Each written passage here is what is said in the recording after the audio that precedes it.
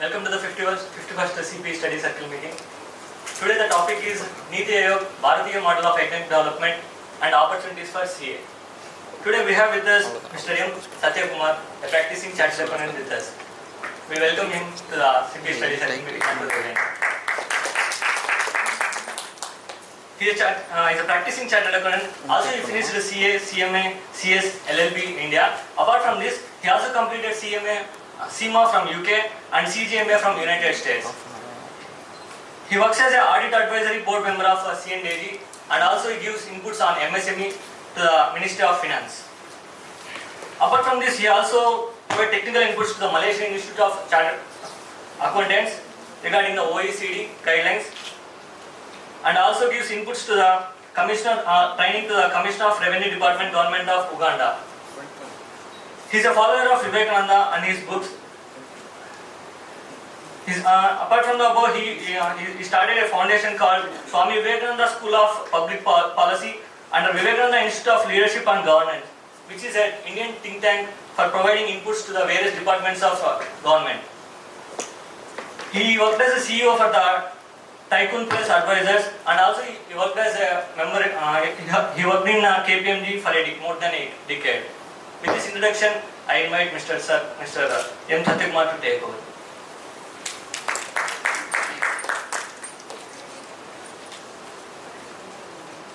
It's a great pleasure to be here in the volume. It's a great pleasure to be here in L&D Manapakam Study Circle of ICI, Institute of Chartered Accountants of India. It's always a great moment to address you all. In fact, I was due to come for the budget session. We expected budget to be an interim, but the government of India, in the name of interim budget, they gave a full budget. But because of other commitments, I couldn't make it. But thanks to Mr. Murli, my well-wisher in L&T, and all the colleagues whom I know earlier. Now this session is a very important session. You all must be attending the tax audit session, bank audit session, internal audit. All that I want to put across is this Bharatiya model of economic development is very crucial, especially for chartered accountants. In fact, after 1 hour, you will accept the present jobs what you are doing will get disrupted, but there are other opportunities that are awaiting you. Not just because of your professional capability, but because of the country's transformational policies. In fact, whenever I address the intellectual forums, first I will introduce India to Indians. In 1947, we got independence with a lot of efforts by the leaders at that point of time. But the entire reason why we got independence in 1947 is because to uplift the confidence of every individual in the country. If the construction of roads, bringing railways was the agenda, L&T was doing it much better and it was doing all the time, even before independence. And Britishers were doing a wonderful job. Look at for example the Ripon building. Look at for example the Secretariat of Tamil Nadu government. It is all built by the Britishers. It is even now strong. Recently one of the flyover in Kolkata collapsed and it was constructed post-independence. Why I am giving this point to you is that we did not get independence just for the purpose of construction of bringing infrastructure in the country. We got independence for a different reason. All that I can tell you is this reason was forgotten immediately on 15th August 1947. Until the time we got independence, we had a unified mind of getting an independence. And we forgot this fact in the economic policy also. That's where I am squarely coming to. The spirit of the economic policy in 1947 should have been for the purpose of developing the last mile citizen. When I talk about the last mile citizen, the profile of the country in 1947 was more than 60% of the population were actually struggling to have a livelihood. That was the situation. And if you look at India as such, before 1000 years, India was contributing for 56% of the global GDP. Imagine, India was contributing as Bharat for 56% of the global GDP. And 500 years before, it was contributing about 26% of the global GDP. And when the Britishers left us, it was merely 3%. It was merely 3%. And don't forget the fact, in 2011-12 also, it was 3% to 3.5% based on the calculation was whatever was there by imputing the inflation also. The real growth I am talking about. So what should have been the economic model of India? Development model of India. Let me tell you before I proceed. The economics what you read in school, the economics what you wrote as part of your chartered accountancy curriculum, these are all wrong. These are all wrong economic policies. Adam Smith and Alfred Marshall is not the decision maker of India. For information, in 11th standard you studied Adam Smith and Alfred Marshall. And then later you again studied in CA Foundation. Unfortunately, people like me who studied CW and CS and even law would have studied Adam Smith and Alfred Marshall in all the curriculum. And you wrote in the examination, wealth and welfare. Our model of economic development in India was never wealth and welfare, which is not mutually exclusive. It was together always. Dharmasya Moolam Artha was the model of India. And this is the model that should be understood by you. For that you need to have a rethinking about how India should have progressed. A sheer failure of the economic policy was visible in 1991, my dear friends. Why did we bring FDI, foreign direct investment? We brought foreign direct investment not to develop India at that point of time, but to come out from the damage caused by the country's economic policy. Let's not forget that. Nowhere in your economics book you will read that India was in mess, so we brought LPG. Liberalization, privatization, globalization. The entire story of India is broken somewhere in 1991. You can go and check your textbooks. Nowhere it will say we were suffering as an economy in 1991, so only we brought liberalization, privatization, globalization. But they will immediately shift your thought process to FDI. Suddenly India became a country to attract FDI. And thanks to the entrepreneurs who had brains, we got the software industry upcoming at that point of time. So India survived, luckily.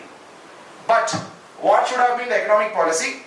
Is the policy of the government today, is it right or wrong? Let's analyze independently. In 1947, when we got independence, there are two thought processes which was there in the country from the economic angle.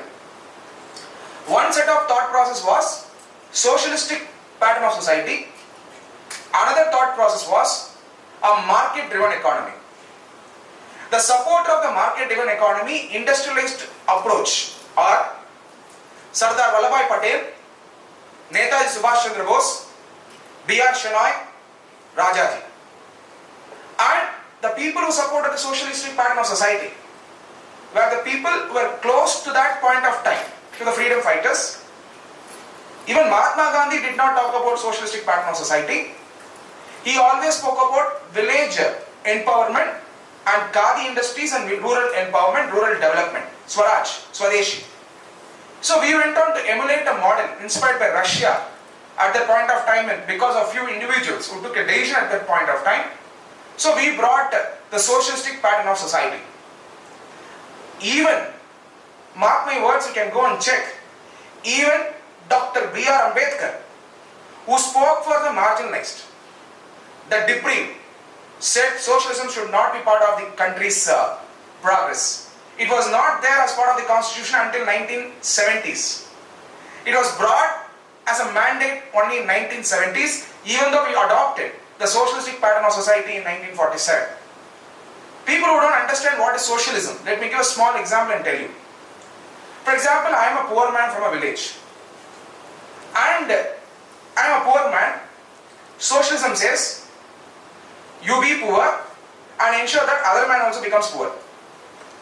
And it gives comfort to be a poor. This is the model of socialism. But what should have been the model? The model of India's development should have been entrepreneurial, risk-taking, that Swadeshi mindset, so that you try your own means, so that you empower the communities. And India need not be taught about entrepreneurial policies. My dear friends, go and look Coimbatore, go and look Tirupur, go and look Sangagiri, Tiruchengodu, Namakkal, Karur, Erode, Salem, even Villupuram. Chennai is not the model of development of India. Go on there and see in Coimbatore that you will find an entrepreneur who not only did business, he started education institution, he would have started hospital, he would have empowered the people, and he would have become a successful governance leader also from that location. And he used to be a 360-degree leader. And when I asked the Coimbatore people about the economic model of development, they said, did you develop because government helped you? They said, no, because government did not interfere, only we developed. If government would have interfered, we would not have developed. In fact, the same story only, software industry people are also saying. You go and ask any software giant, how did he make money? He will, in private conversation, you will agree, government did not understand how did I make money. Taxation authorities did not understand how I made money, because by the time they understood how the revenues generated in the software industry, tax holidays came into picture. I enjoyed tax as well as I saved tax. That is the reason I made money. This is the exact approach. Less government intervention, more is the growth of India. And this is the model which not only Tamil Nadu, even if you go and look at Gujarat, people from Gujarat will be working here. Go and look at Surat, Rajkot, Morbi and Ludhiana. Go and look at any part of India where there is a self-sustained economy as a unit. You will find it is the entrepreneurial, the risk-taking, socially centric approach, social-centric approach which brought development in that location.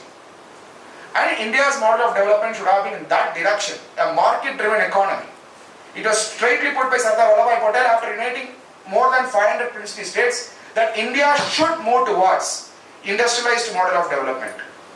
But unfortunately, the decision makers couldn't realize, and the failure of the economic policy was seen during the Mundra scam in 1956 on itself. And then LIC was nationalized.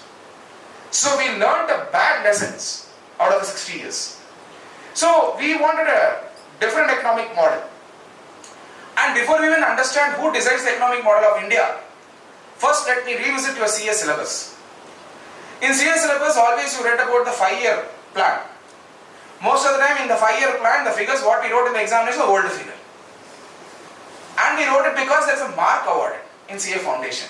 I also don't deny, because I also wrote the same way, because my faculty told. But this 5-year plan and the Prime Minister's function was completely different. Planning Commission will keep on bringing plans. Prime Minister will keep on announcing something because the populist measures. But there was no integrated approach of development in India. And add to that, India has a cooperative federalism. Please understand, it's a democratic country, federal structure. Cooperative federalism should blossom. State has a role to play, center has a role to play.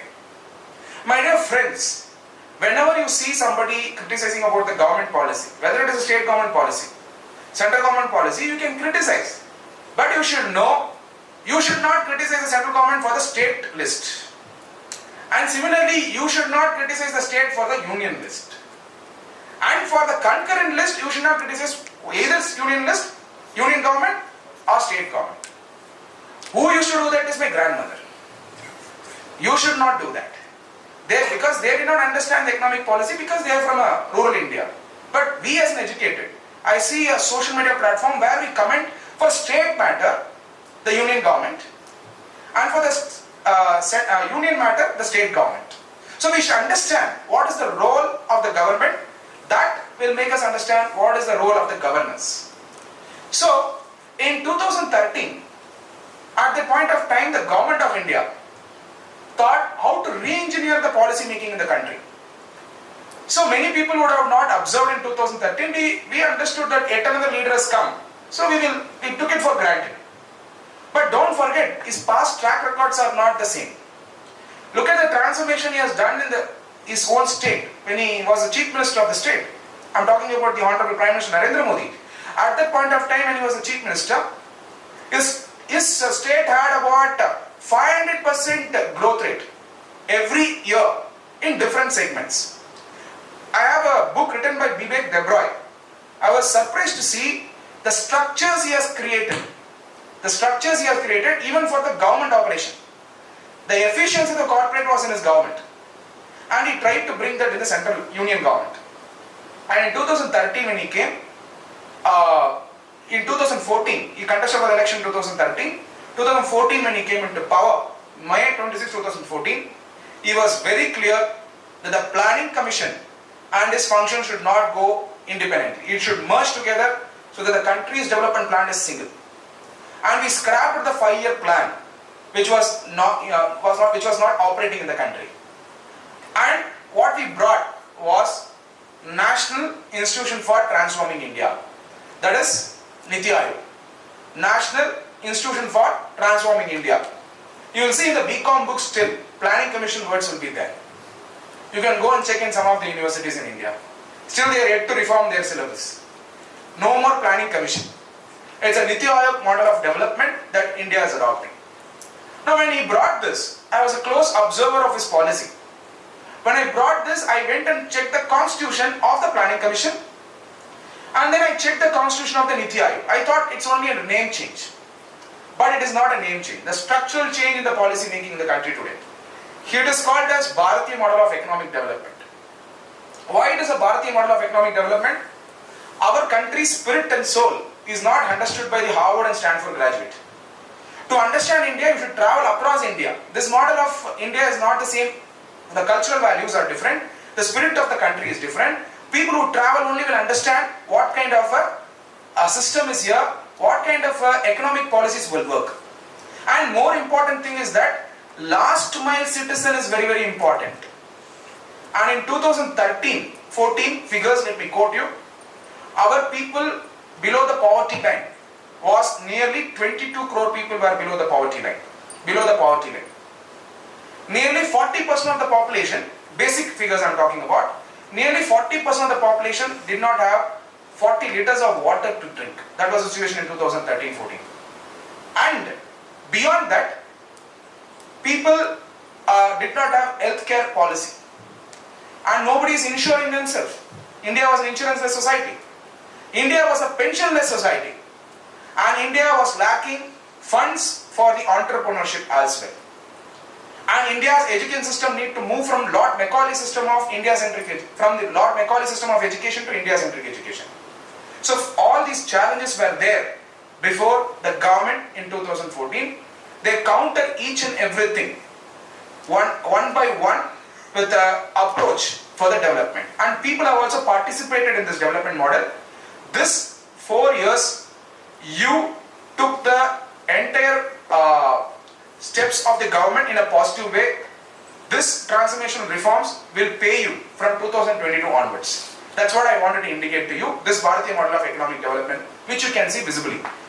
I'm sure you would have observed the budget report presented by the Honorable Finance Minister, Mr. Piyush Goyal. It was clearly mentioned, he has spoken about the past 4 years performance. Let me tell you, when the government got the Make in India was brought not for the purpose of we manufacture by attracting FDI and export out of the country. We not only manufacture for India, we should also manufacture for the entire world. That was the objective of Make in India. Why we should manufacture for ourselves? The point to be noted is, out of 1/6 of the humanity, out of the entire humanity, 1/6 of the population is in India. 1/6. 130 crore population is in India. Then India is the market. Why should we go and why should we import? Why can't we manufacture? One area, one industry which I wanted to highlight is the mobile industry. In 2014, hardly 2 manufacturers were there for the mobile accessories in India. At that point of time, Micromax was claiming to be the made in India product. Let me tell you, in 2014, Micromax claimed it to be a made in India product. If you go and check the parts of that mobile, it was imported. It was not manufactured in India. It was assembled in India, but it was never manufactured in India. After Make in India policy came in, Micromax stopped importing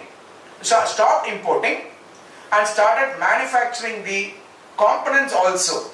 Today, my dear friends, two companies have got expanded to 298 companies in India for mobile manufacturing.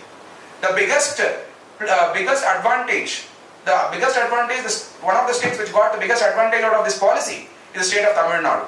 In Toubro you can find many electronic manufacturing company now mushrooming because of this policy.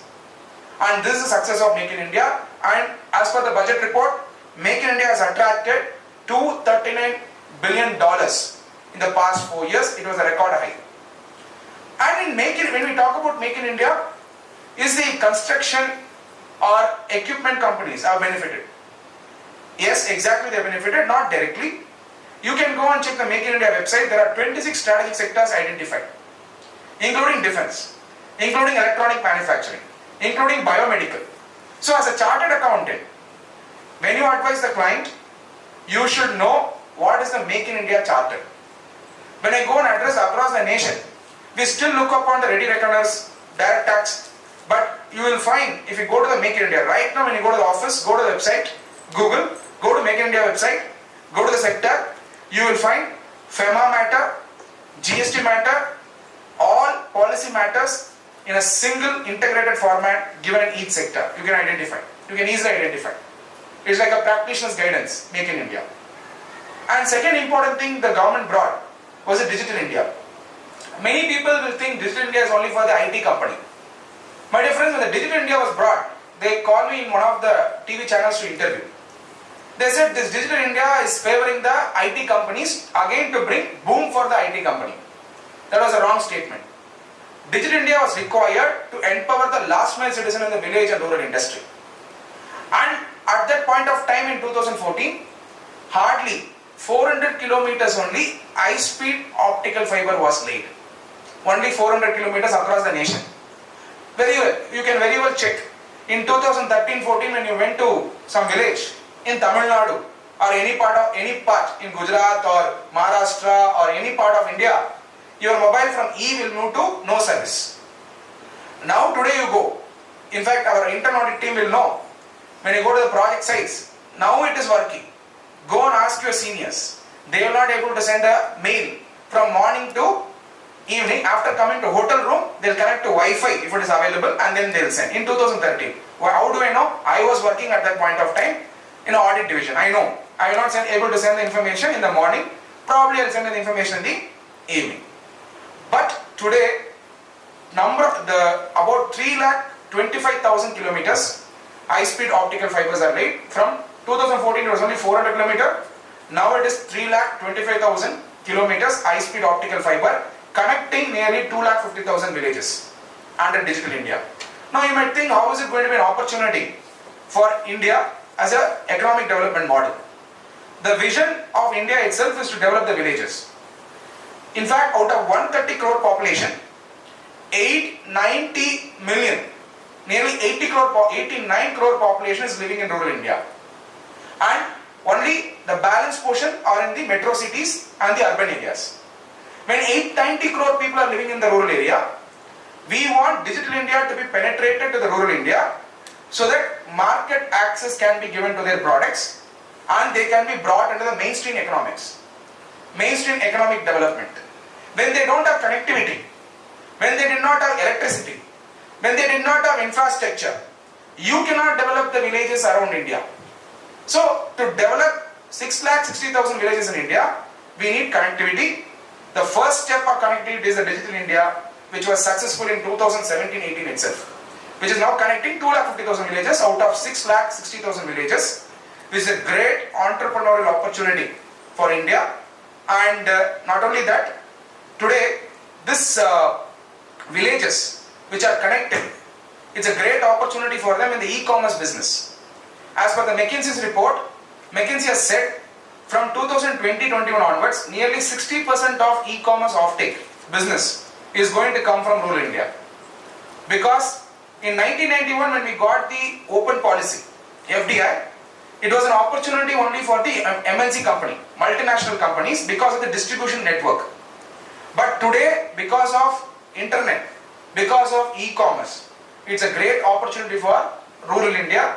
Because let's assume there is an entrepreneur in Salem or Bharatpur in Rajasthan.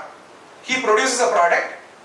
If he uploads the product online, his product is global. But whereas in 1991, if you had to market this, he needed a marketing facility. He needed a distribution network. Many of the MNC companies, when they came to India, they merged with various Indian companies, not for the purpose of acquiring the business, but for sheerly the distribution network. Sheerly for the distribution network. And this problem is now rectified. The global opportunities have come because of e-commerce. To facilitate e-commerce, we needed Digital India, which is connecting now 250,000 villages. And how is it an opportunity for an infrastructure company like you?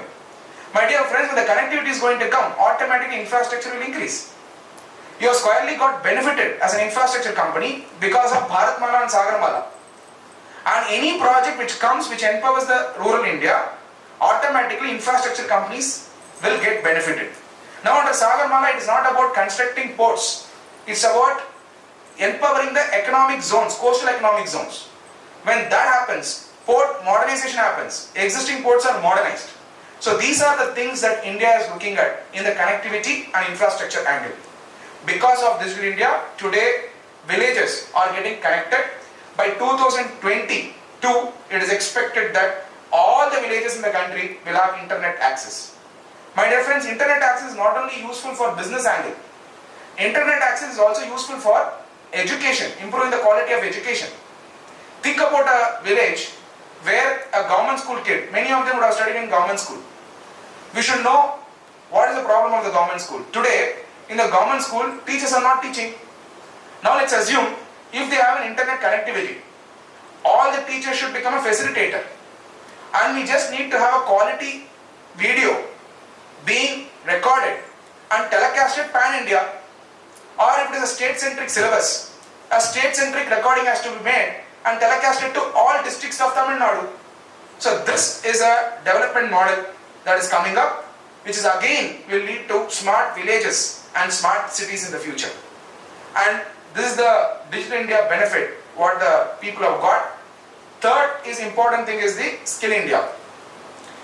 We may think that when the government got in 2014, Skill India was brought as only a campaign. But let me tell you, skill is needed by everyone. I went to an engineering college. When I was addressing the engineering college, it is a renowned engineering college in the state, and it was a placement agencies used to come. Before that there will be orientation. So they wanted somebody from the industry who have some experience to come and address. So they invited me as a guest. I went, a renowned engineering college. I went there. I was interacting with a mechanical engineer student, first batch.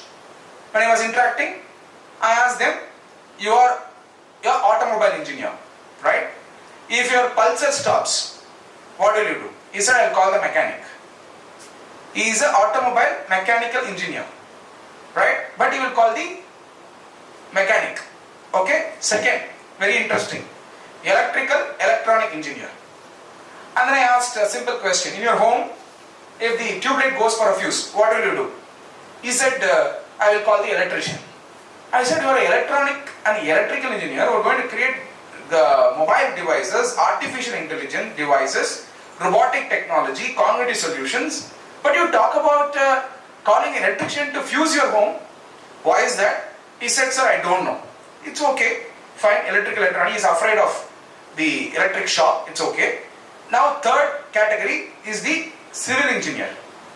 Then I went to the civil engineer. I thought civil engineers means they know how to construct. Basic, they use the brick and then cement. I thought they know how to construct. Then I asked them, if you want to construct a wall, what will you do? They said, I will call a mason. I said, what's your duty? My duty only is to plan. I don't know how to construct. Because no practical knowledge, this is the level of India. My dear friends, you think today, what's happening? Robots are replacing the job. Not only the jobs of the skilled workforce, but the jobs of the accountants. Blockchains are replacing the job of the lawyer. In Dubai, it is